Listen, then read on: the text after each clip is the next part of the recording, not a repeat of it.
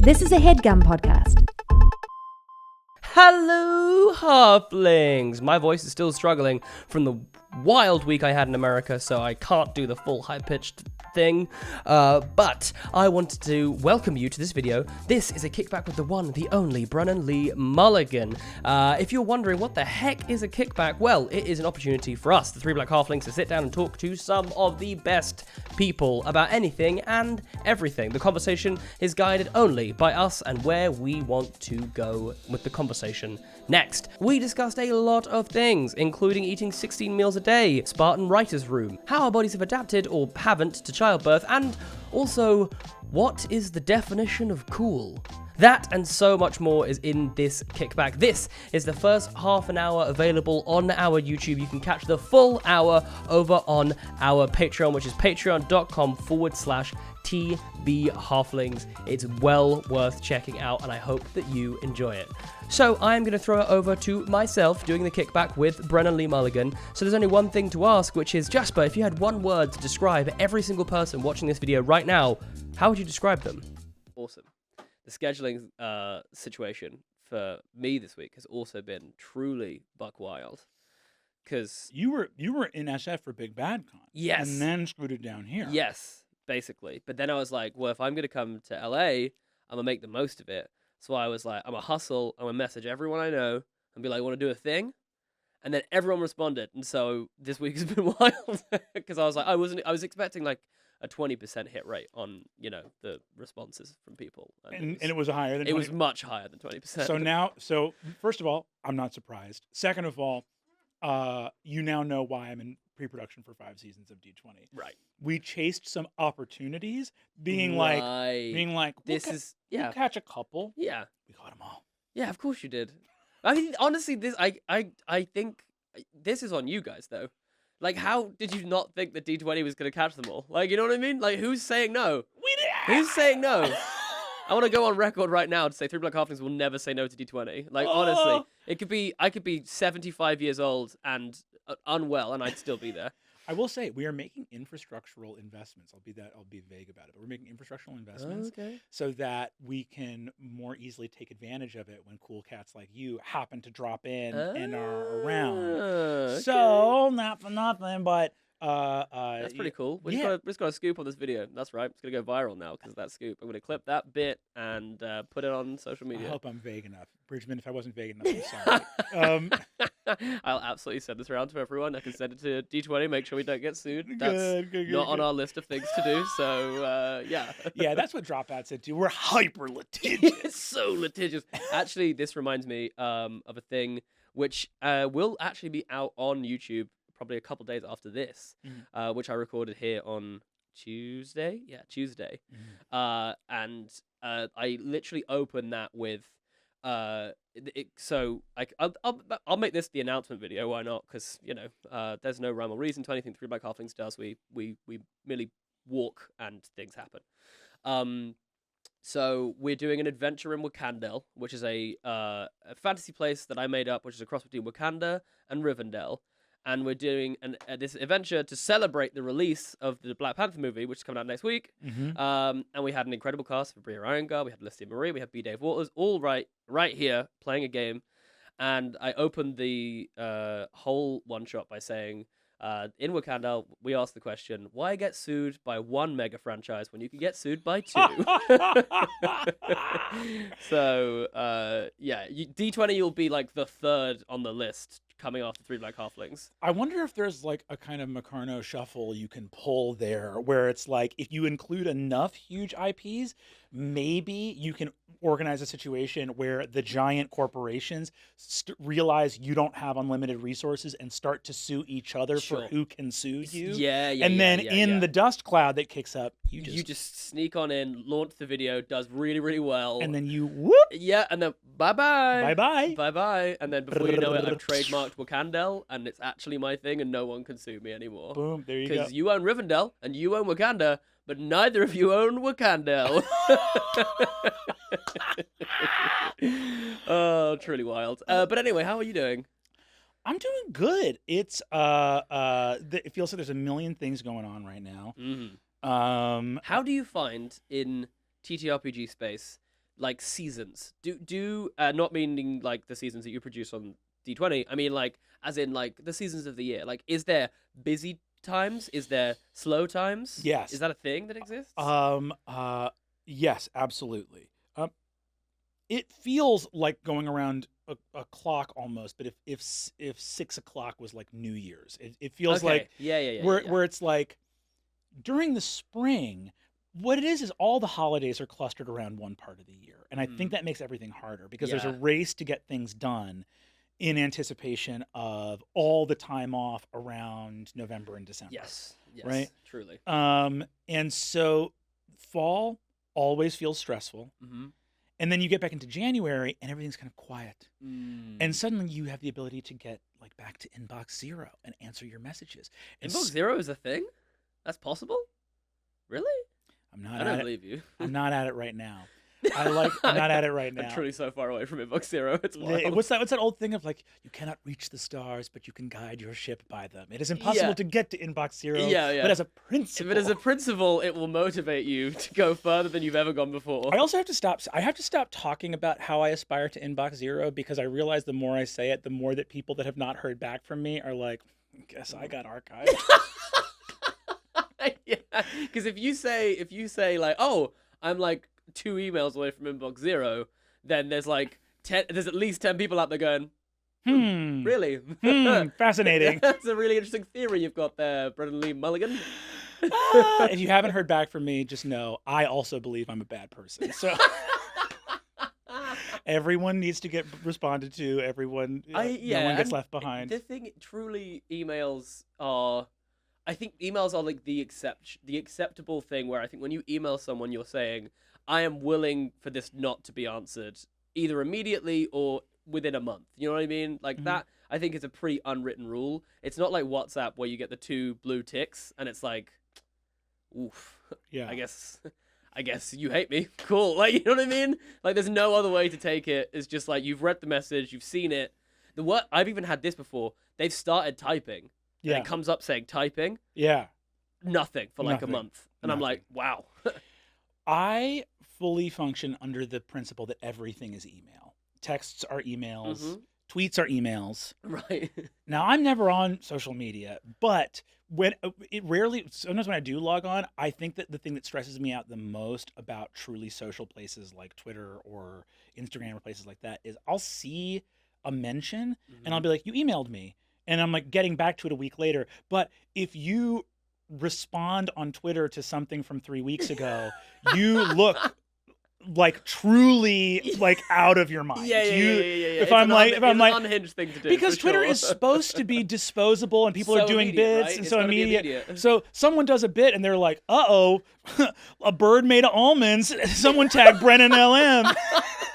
And then I'll go like 3 weeks later, I'll be like, LOL, something that actually birds eat these are kind of almonds. Yeah, or I'll be like, LOL, an inside joke about you that makes you feel included, and it'll be like, this was from September. And and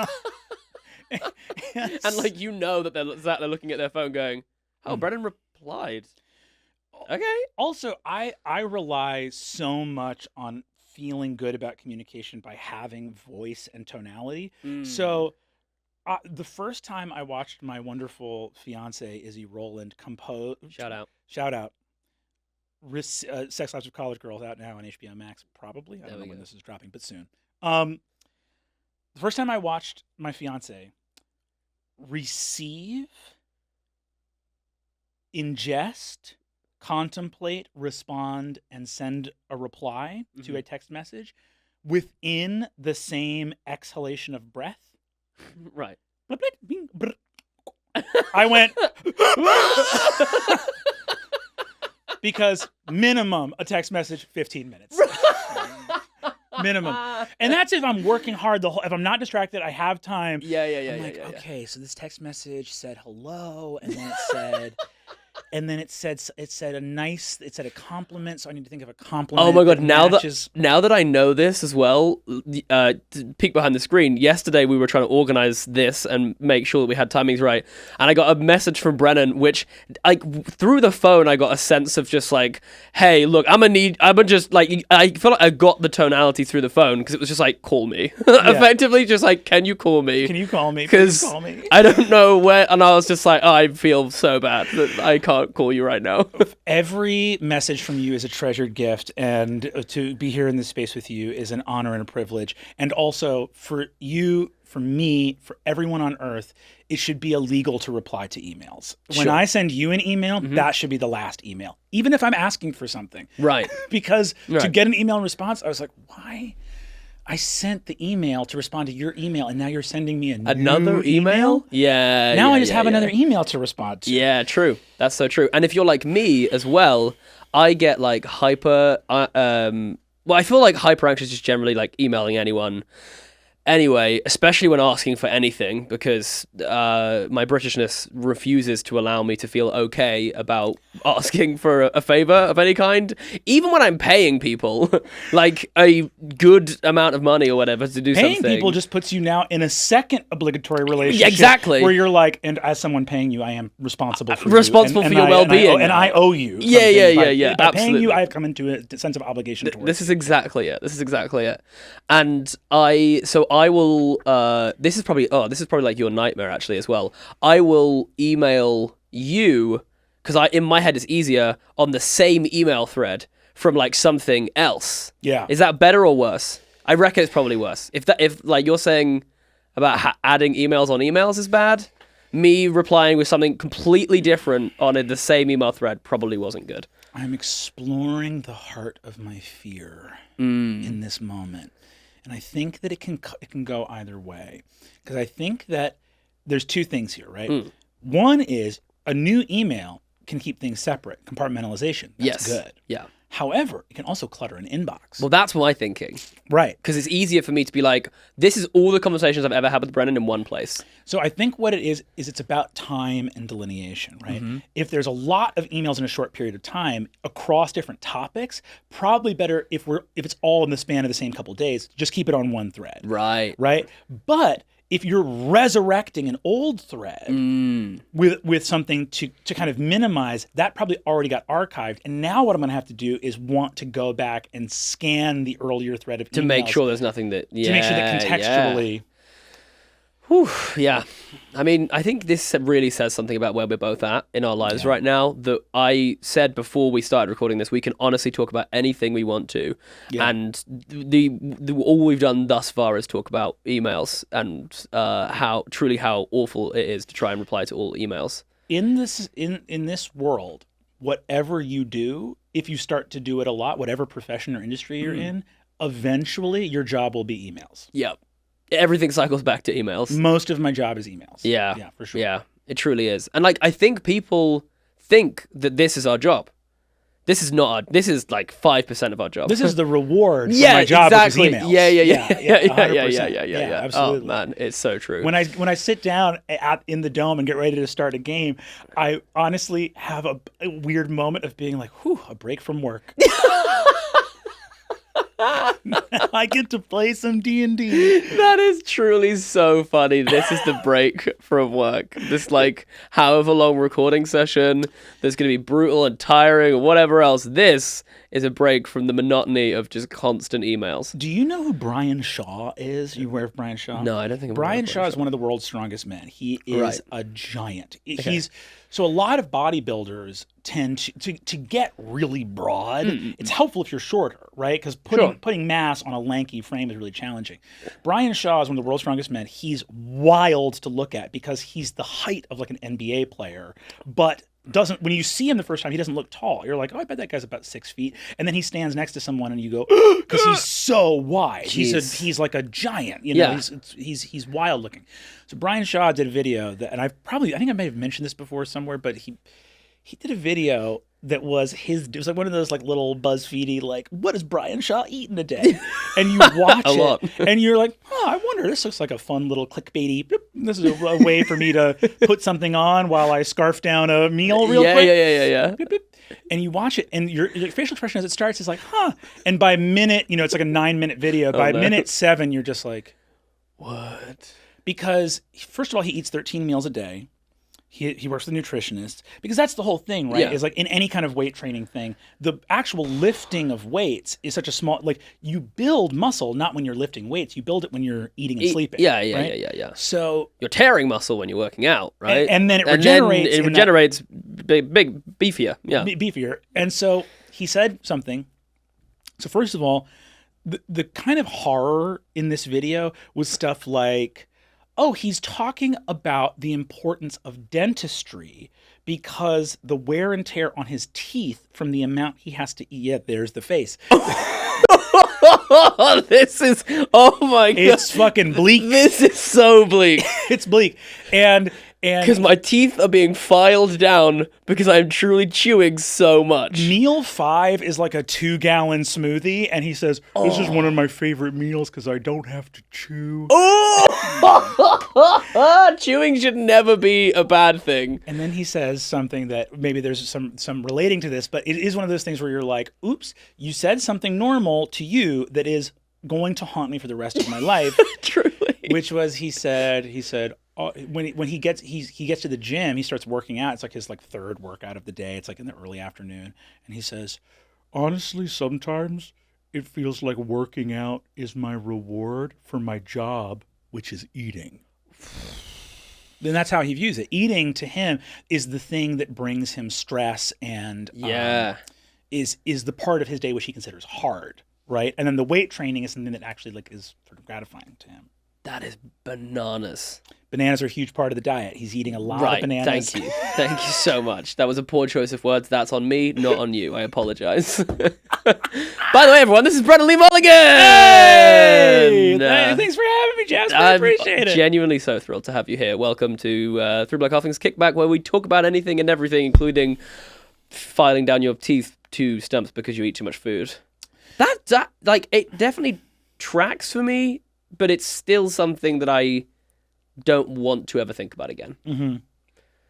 It's scary. Yeah, it's scary. And there's that wild thing too where they were talking to. I remember back in the Olympic Village, there was an interview with Michael Phelps. Yes, I remember that. Michael Phelps. That was the first time I remember coming into contact with because then that was everyone was obsessed with it. Like, I'm gonna eat like Michael Phelps for a week or whatever else, and people are dying. Yeah, you can't. And there's literally a thing he said, which was a pretty metal line as well, which was someone was like, "So how does an Olympic, you eat 5 full pepperoni pizzas for dinner?" Yeah, and he said, "If you get the furnace hot enough, it'll burn anything." Whoa, which is a cool way. Yeah, jeez. Wow. That's not sad. That makes me feel like that further confirms to me that I don't think I'm the same race or species as Michael Phelps. Well, where none of us are. I do not have a furnace. They did. I think they actually did a study on him because it's not normal for someone to dominate a sport that much. Yeah. You're watching the best swimmers in the world getting lapped by one guy. And so basically what you're saying is he's an alien. They did a study on him. First of all, his wingspan is insane, huge, right? It's it's an abnormal wingspan. And this muscle is the size of my face. Yeah, it's on both sides. It's enormous. So that's stuff that you can kind of account for, like longer wingspan, musculature. Here's the thing, and I am talking out of school. I'm not a scientist, and I did just hear this from somebody. So I could be caveats everywhere. Caveats. All the time. Yes, come after me if I'm wrong about this, but also don't get your information from vodcasts. Yeah, exactly.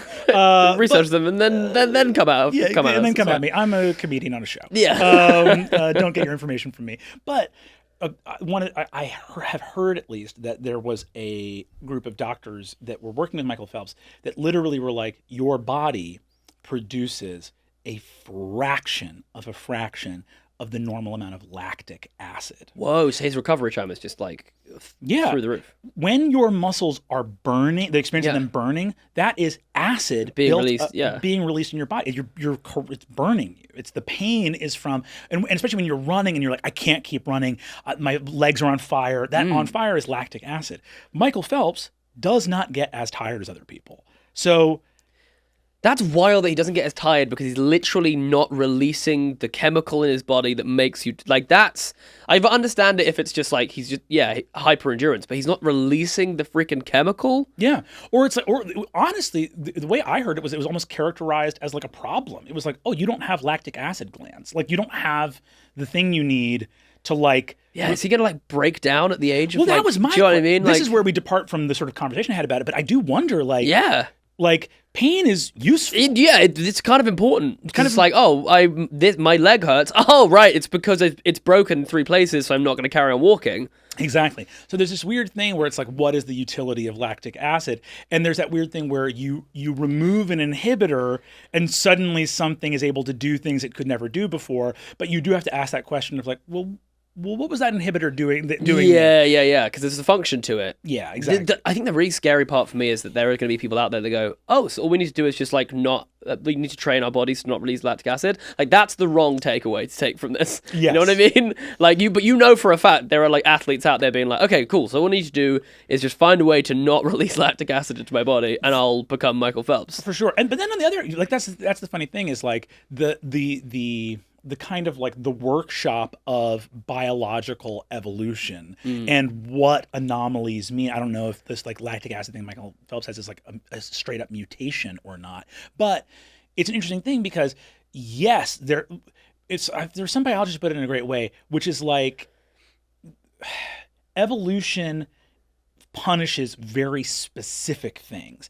And as long as something is not preventing you from living long enough to reproduce, it's not a problem. Right, yeah. And there's a weird, Izzy talked about this all the time because Izzy was reading a thing about sort of like the history of birth, of like, natal care and birth and midwifing and doulas and stuff like that. Did you happen to be watching House of the Dragon and thought, Jesus? Jesus.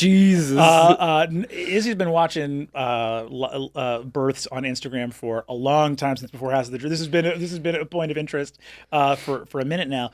But there's an interesting thing about specifically the kind of, in terms of like what evolution does and doesn't allow for, which was like humans going upright, our pelvises not being great for painless childbirth. That like taking a sort of primate skeletal structure, making it fully upright, we start having like stamina distance running, and we lose body hair to sweat and this other stuff that's happening.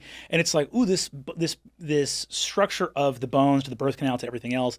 And again, I'm relating what Izzy sort of communicated to me, so I might be getting some stuff wrong. But essentially, it was like, oh, birth becomes like very painful with this set of circumstances. And one of those things that the person writing that book talked about is like evolution doesn't correct pain, it just corrects dying. Survival. Yeah. So there's a lot. It's why you have your like appendix and stuff like that. Like some goofy stuff that is inefficient gets to keep riding along. Because it's not falling off. It's not falling off, preventing you from doing the thing. Yeah. Well, that is completely bonkers. We're gonna have to have Izzy, I think, on now to do a full just to talk about birthing. Izzy, honestly, great podcast guest. Great podcast guest. Izzy, come on the show. This is your invitation. Come on the show. But away from, are you watching anything at the moment? Is there anything you are watching? I'm watching all the sword shows. We're in a new age of so many sword shows with swords. So many sword shows. Here's an interesting question. Yeah. Do you find that your involvement within fantasy creation, worlds, etc., affects the way you watch sword shows?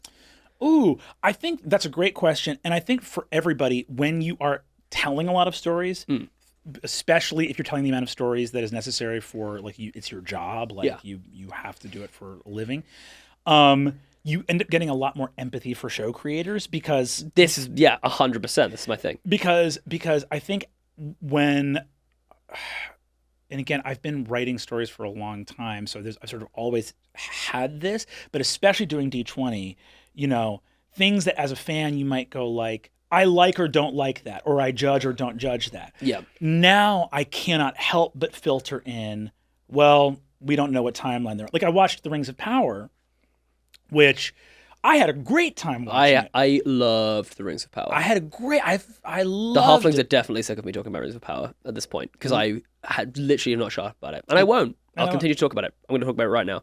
I love Rings of Power. However, if you come for Rings of Power, by the way, I'm going to jump across the sofa and like it's going to be. Let's see. I'll say WWE. I'll say it, and you let me know if it feels fair.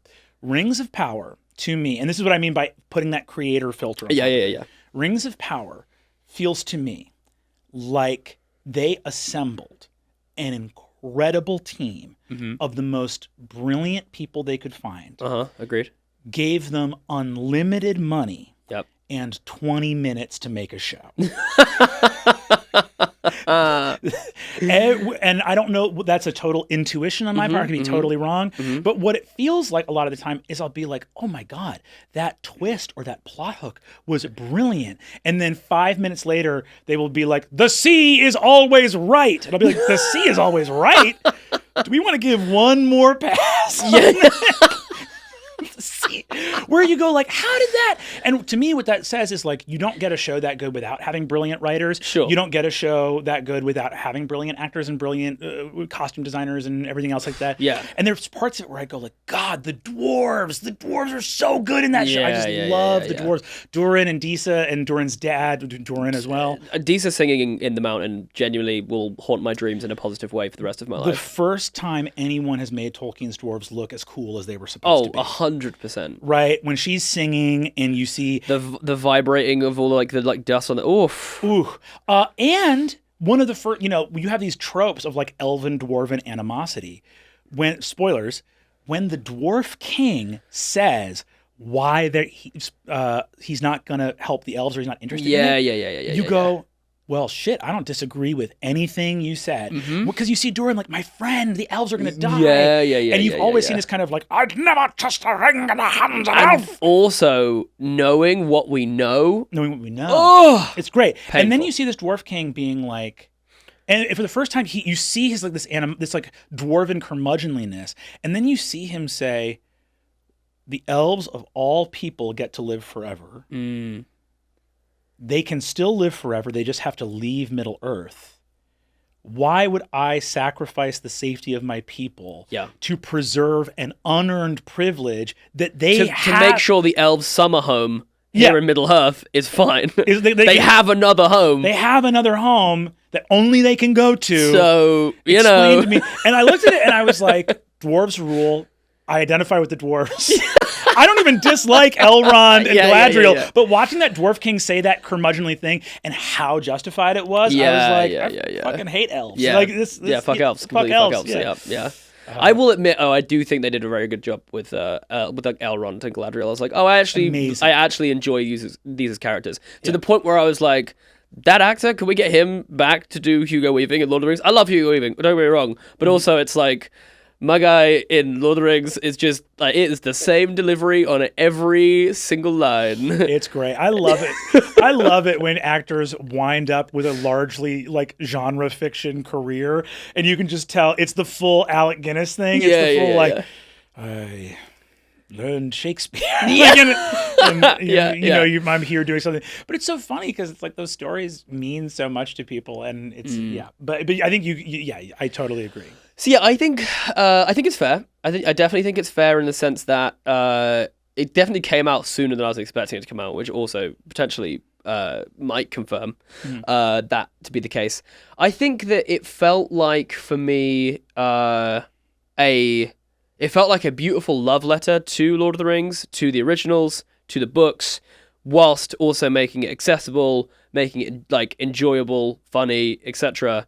And I'm like, that just is insanely hard to do. Yeah. Like for that reason alone, I was like, fair play to these filmmakers. Yes. You know what I mean? Because to take a property like that, check out Star Wars. They all suck. There's like 2-3 good movies in that whole 9 movie arc. Because to take something so truly beloved and then adapt it to make it into something that vaguely resembles an enjoyable, satisfying character arc, especially when you're doing prequels. Yeah. You know what I mean? And because we know where we're going, we know who's like, you know, we're like, oh, who could that be, etc. You know what I mean? There's a lot of baggage there. I just think, I think it was great. I think it was great too, and I think they did the right thing, which is to do something different. Yeah. To not do Lord of the Rings, and to really have more of like a Game of Thrones style thing where it's like, this is not a quest. Yeah. This is kind of the geopolitics of a realm that is not like Westeros.